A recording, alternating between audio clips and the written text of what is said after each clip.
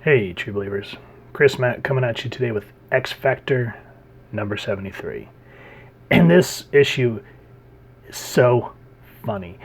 And I guess what would really sum it up for me is, you know how whenever something would happen in like an older movie and they say, how can this get any worse? Or, I'm 2 days away from retirement.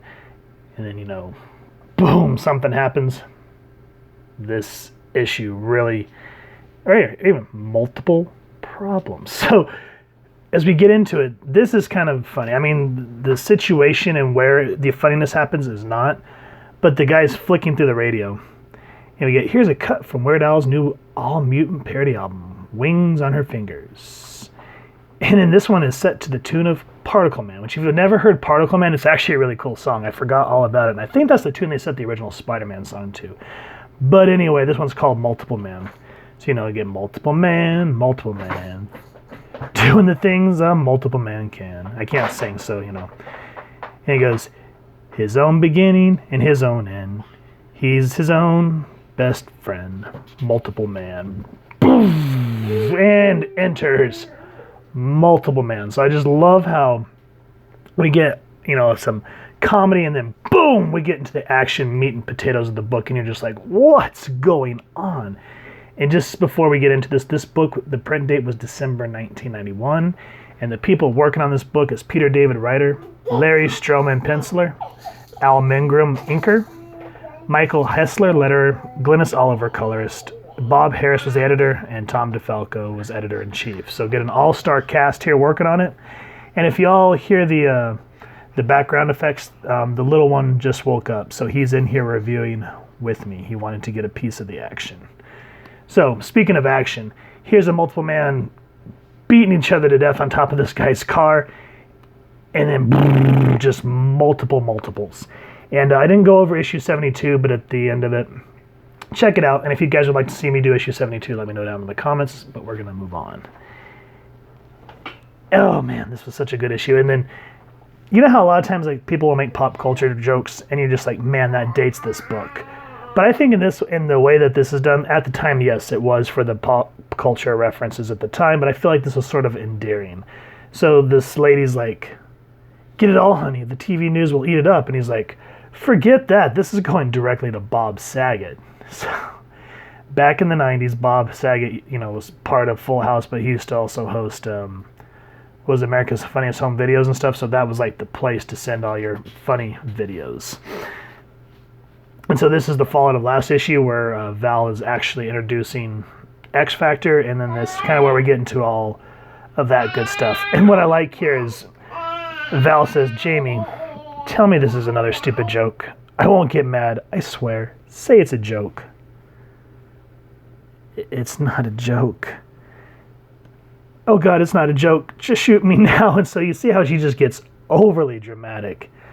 And Rain, Havoc's telling her to sniff out all these multiples, and she's like, they're the same person. And so you find out that they both can do their dupes. So he's like, oh yeah, then let me see you do this, and this. Okay, he smacks himself. Wow, I could have had a V8. Or a V16, get it, because it's doubled. But yeah, if you all remember, God, this makes me feel so old. But again, back during this time period, there used to be a commercial for V8 drink, and I don't remember the whole premise, but at the end they'd always smack themselves in the forehead, and they're like, I could have had a V8, so, another little joke there.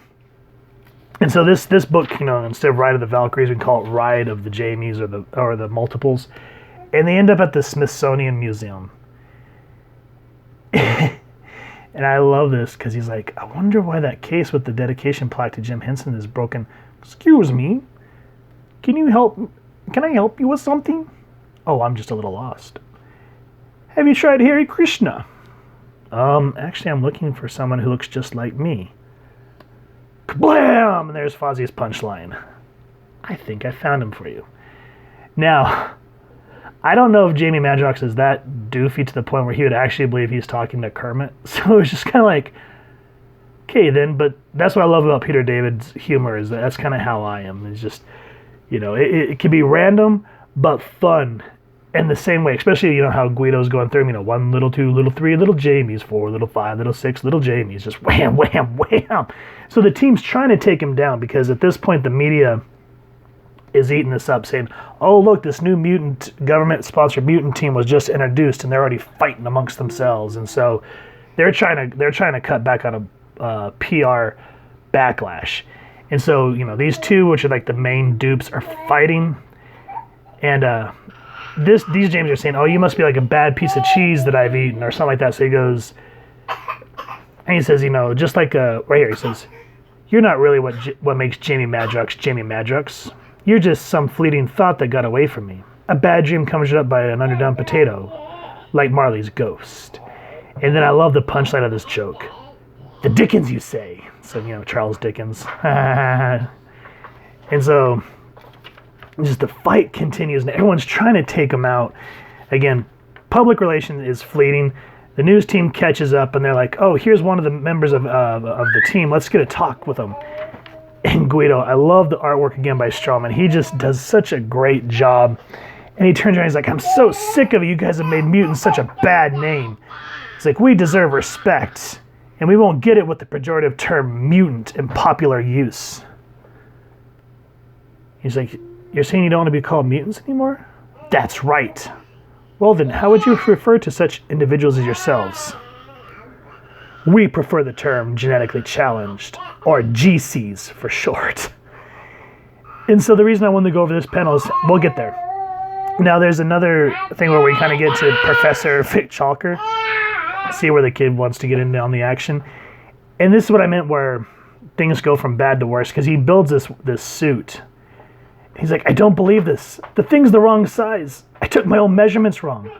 I can't see out. I can't fit in. And I can't reach the hand controls." So while we're getting this buildup of this plot device, you can't help but laugh. And then we get back, and Alex is like, "GC's really..." He's like, "Well, hey, it's supposed to just... I was trying to take heat off of the team so you guys could sneak away with Jamie." He's like, "The news isn't going to take it seriously." "Oh yeah? Let's check this out. And here's one of the genetically challenged spokesmen, Strong Guy, of the new GC team." That's what I mean by just keeps getting from bad to worse, from bad to worse. Oh, you can't help but laugh. And there's even one scene where, you know, the team's trying to take out the multiple mans, and Pedro says, "Let me get you this straight. We're supposed to punch anybody that looks like Jamie Madrox?" And Alex is like, "Yeah." "Oh, good." So you can kind of see where this team kind of gets on each other's nerves, but it really adds like this Three Stooges element, and a really supposed to be kind of like, what do you call it? It's powder keg of a book.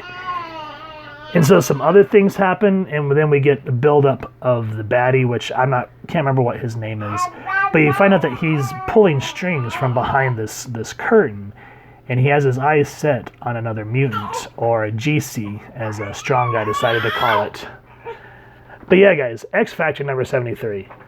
Awesome book. As you can hear from my background effects, the little one enjoyed reading this with his dad as well. So if you all have enjoyed this comic book, please, first and foremost, make sure to support your local comic shop and pick up a comic.